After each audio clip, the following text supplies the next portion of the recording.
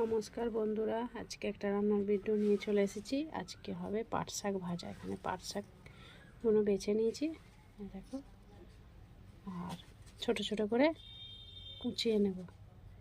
ধুয়ে ভালো করে আগে ধুয়ে নেব, গোটা এরকম ধুয়ে তারপরে কুচি করে নেব, ছোট ছোট করে কুচিয়ে নেব। চলো রেসিপিটা আবার শুরু করব। আগে ধুয়ে নিই ভালো করে।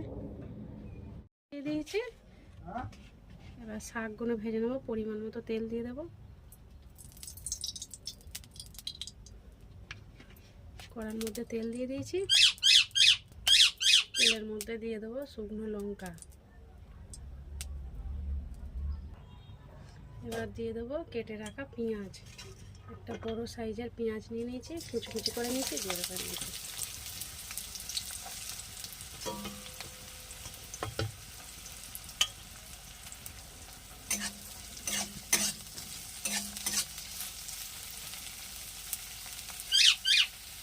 শাক পেঁয়াজগুলো হালকা ভাজা ভাজা হয়ে গেছে।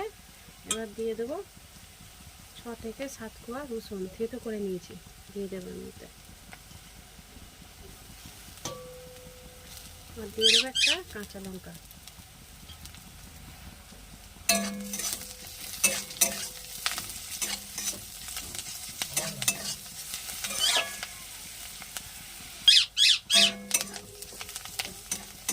পেঁয়াজ রসুন ভালোভাবে ভাজা হয়ে গেছে।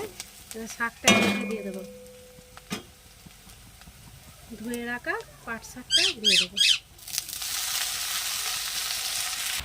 কড়ার মধ্যে শাকটা দিয়ে দিয়েছি, এবার আমি ঢেকে দেবো। শাকটা আবার খুলে দেখবো।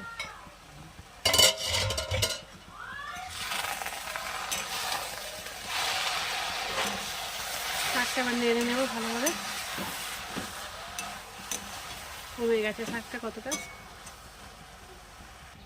শাকের মধ্যে অল্প করে লবণ দিয়ে দেবো, এবার নেড়ে দেবো।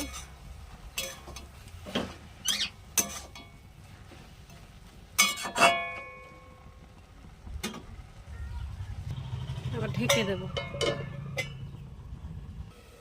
ঢাকাটা খুলে দেখবো,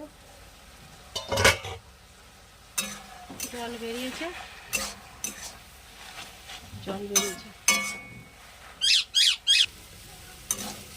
ভাজবো এবার ভালোভাবে। জলটা কমে গেছে, জলটা এবার ভালোভাবে ভেজে নেব।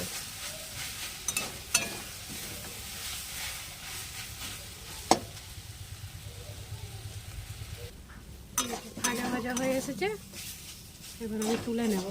কত সুন্দর ভাজা হয়ে গেছে, কত সুন্দর ঝরো ঝরো ভাজা হয়েছে।